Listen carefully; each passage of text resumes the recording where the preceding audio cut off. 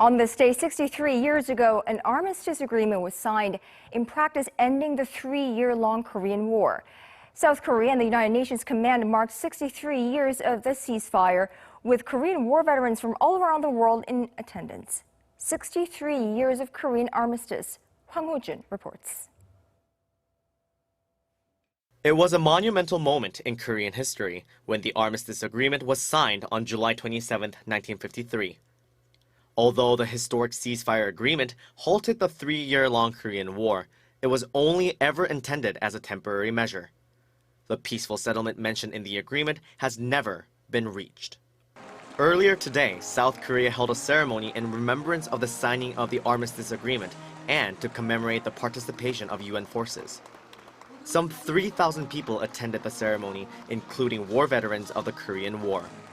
Prime Minister Hwang Hojun and U.S. Forces Korea and UNC Commander Vincent Brooks also attended the ceremony. Hwang delivered a speech, paying tribute to the warriors while stressing that the South Korean government will continue to work closely with the UN and the international community to counter North Korea's provocations. First, I would like to express my utmost respect to our fallen heroes and the UN warriors, who selflessly sacrificed and dedicated everything to protect our freedom and peace. The soldiers who dedicated their youth to a country they barely knew, and now in their twilight years, visited Korea, this time as VIPs of the ceremony. One, we're very sad for the friends that we've lost, but 60 years later, we are happy. We're happy to look around and see Korea, the great country it is today. So we feel that we made a great contribution, not just to Korea, but to the entire world.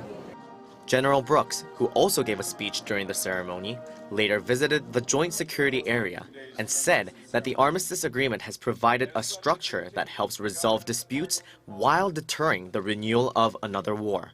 There are many events that happened over the past 63 years, and that, without the armistice, could have reignited into another Korean War. This year's ceremony for the Armistice Agreement and the UN forces' participation in the Korean War lasted for a couple hours. However, the veterans and the sacrifices they made to protect the freedom of this country will never be forgotten. Hwang Hojun, Arirang News.